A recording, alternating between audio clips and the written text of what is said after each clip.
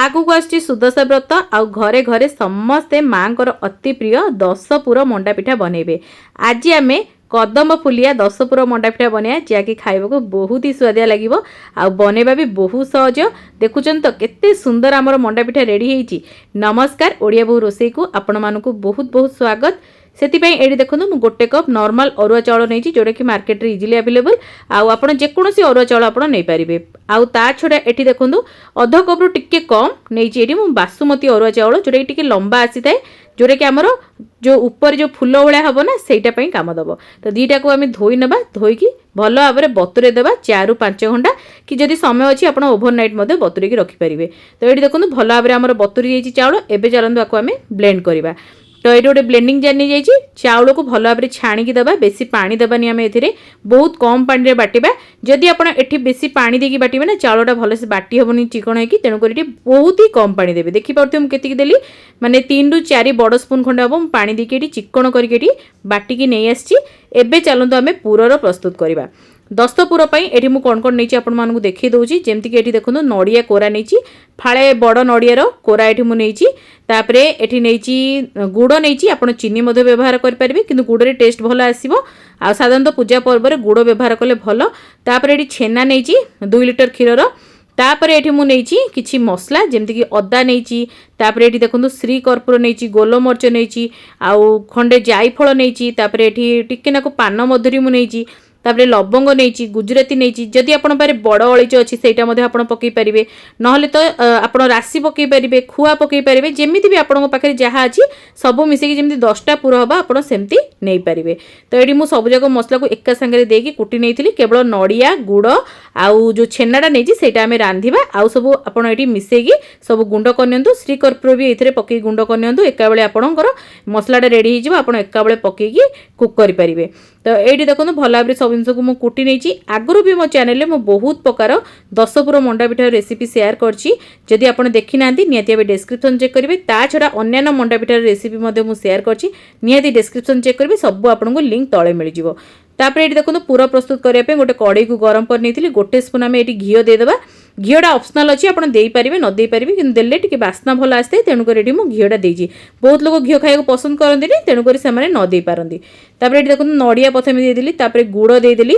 आउ जो मसलाटा आमे गुंड कर रखिथिले सब मिसेकी सेटा को आमे एठी एका बेले ऐड करनबा। एटा आपण एबे देई परिबे नने सभा पछरे मध्ये देई परिबे। तो म आज एठी आगुआ दे देइछि। प्रथमे आमे नडिया को टिके भाजी दबा 2 रु 3 मिनिट मीडियम फ्लेम रे। जेने नडियाटा हमर सिजी जिवो टिके भाजी आसीबो, तापरे आमे छेनाटा को ऐड करबा। प्रथम रु छेनाटा को ऐड करिबेनी, कारण प्रथम रु छेनाटा ऐड कर देले टाण होई जिवो छेना, खाइया को भल लागिबोनी। तेणु करी नडियाटा भाजी साला परे ही आपण छेनाटा को ऐड करिवे। तो एठी देखंतु 2 रु 3 मिनिट परे हमर नडियाटा बढ़िया से भाजी हेतिला। आ कलर देखि पड़तो केते सुंदर कलर हे जाइछि। एबे आमे छेना को ऐड करनबा। एठी आ कोनोसी जिंस मिसेबा दरकार नै, बस छेना को ऐड करंतु। गोटे मिनिट केवल आपण मिसेई दियंतु। छेना को बेसी भाजीबेनी, अल्प ही भाजीबे। बेसी भाजी देले टाण होई जिवो, तेणु कर अल्प भाजी के आपण काढी नियंतु।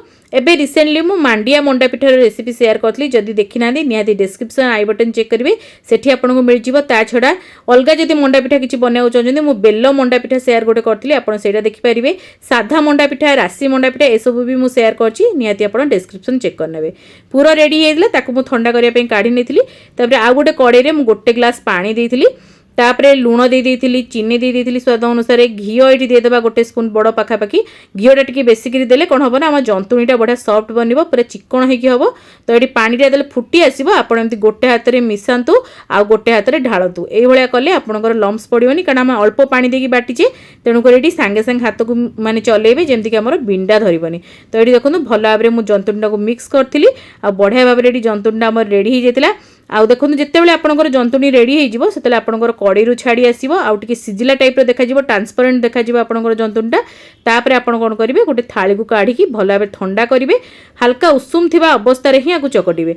बहुत लोक कहते हैं आम मंडा पिठा बनला बेले टाण हो जाऊँगी, नने माने क्रैक आसूची। जदि आप प्रोसीजर मंडा पिठाटा करेंगे, देखिए आपंकर बिल्कुल भी क्रैक आसबनी।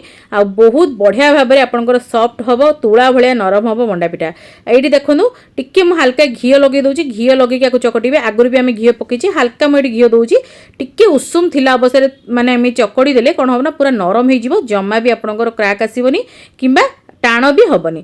तो ये देखो भल भाव में टाइम देकी 5 ରୁ 7 मिनिट बढ़िया भाव में चकड़ी नहीं आ चकड़ी सारापर देखिए एमती गोटे डो टाइप रही सब जिन मिक्स हो देखिए केते सुंदर आम डो बनी जमा भी टाण ना क्रैक आसुनी पूरा सॉफ्ट होगी। तापर आम जो बासमती चाउलटा बतुरी तार पानी को ये काढ़ी नहीं आसी से आम कौन करना हल्का टिके लुण दबा आके नाकू चीनी दबा एमती देवा द्वारा कौन हम ना आमर ऊपर जो चाउलटा रहा जमा भी आपंकर फिका लगे बढ़िया फ्लेवर आसो जिते आप पूरा मंडा पिठाटा रेडी होमती बनइबे जमा भी स्किप करेंगे लुण चीनी को देखिए बहुत बढ़िया लगे। तो एबे तो यहाँ रेडी होगा एबे साइड रखिना पूर आमर ठंडा हो जाए पूर को साइड रखा एबे मंडा पिठा गढ़ा। आपण जदि साधा मंडा पिठा करिया चाहते आपण एमती नॉर्मली जेमिति शेप रे भी गढ़ी पारिबे। जेहेतु आज आम कदम फुलिया मंडा पिठा करछे तेणुक आम टे गोल गोल गढ़ा आ मंडा पिठा गढ़ा समस्त आसो आड़ी देखो केते सॉफ्ट होती आपड़ जिते बड़े गढ़ी एमती आगे प्रथम हाथ में टे स्मूथ करने एमती चारिपटू प्रेस करके पूरा सम्मान करेंगे चारिपट को जमा भी जमी कौटा मोटा कि पतला हेनी आ देखी पड़े साइड गुड़ाक जमा भी फाटिनी कि क्रैक आसनी यही जो पूरा सम्मान होगी जानवे आपंकर जंतुणी पूरा परफेक्ट होगी। जदि यही स्टेज आपंकर फाट आसूसी जानवे आपंकर जंतुणी होनी आप गरम पानी देकी आउ टे भल भाव में चकटे। तापर ये पूर को दे दी आठ पूरा बढ़िया से पूर देवा जमती कि आमर खाइला बेले बहुत भल लगे। तापर भल भाव में आपको सील करवा टिके हल्का हल्का प्रेस करेंगे एमती ऊपर को उठे ने बहुत भल भाव में इजिली से आमर गढ़ी जाए। जदि आप साधा मंडा पिठा बनवाक चाहते मैंने साधा 10 पुर मंडा पिठा ताहले आपण यही स्टेज पर्यंत करंतु आउ से जो एक्स्ट्रा स्टेप आपको करने को पड़ोनी। तो एमती भी आप बनईकी ठाकुर पाखे भोग लगे पारे। तो ये देखो भल भाव में सील करछि जिते सील करेंगे ध्यान देवे जमी कौ आड़ भी टे कणा न रुहे कि फाट न रुहे भल भाव में एमती दाबी दाबी प्रेस करके भल भाव में गढ़े आउ टे भल भाव में चारिपटू सम्मान करने देखो केते बढ़िया आम रेडी होगा। एबे कौन करवा जो चाउलटा आम बतुरे रखी बासमती चाउल से आम एटा डिप करवा आईटा एबे सॉफ्ट अच्छी आ बासमती चाउल भी आमर टिके हल्का माने पानी रू जेहेतु आम काढ़ीचे सेटा भी आमर टिके ओदा अच्छी तो भल भाव में पूरा कोटिंग हो देखो यही भाव में कोटिंग करने। तो चारिपटे पूरा चाउलटा आमर लगी यही सेम उपाय आपड़ सबुजाक मंडा पिठा को गढ़ी नियंतु। आपड़ चाहिए जदि आप केसर क्षीर बनईकी रखिथे ताले आप ऊपर दे पारे जेहेतु यहाँ आम सुदशा व्रत बनाऊे पूरा धड़ा मंडा पिठाटा बनवा भल रेणुक ये मुझे केसर क्षीर देनी एमती ही सबुजाक मंडा पिठा को मुझे गढ़ी नहीं देखो ये सबुजाक मुझे गढ़ी सारापर आपको देखा तो बहुत इजिली होता है आ बहुत सहजरे गढ़ी जाए। एवं चलते आपको आम स्टीम करवा स्टीम कड़े प्रथम ये मुझे पानी को बसैकी फुटे नहीं गोटे जाली रखिनवा आ हल्का टिके तेल लगे जमी चिपकनी आम मंडा पिठाटा आप चाहिए इडली छांचरे आपको सिझे पारे। तो यहाँ सुविधा हुए मत तेणुक मुझे सिझे नौ गोटे गोटे करके रखा जिते रखिए टे माने छाड़ी छाड़ी रखिए कारण आम चाउलटा फुल आउ मंडा पिठाटा भी फुल।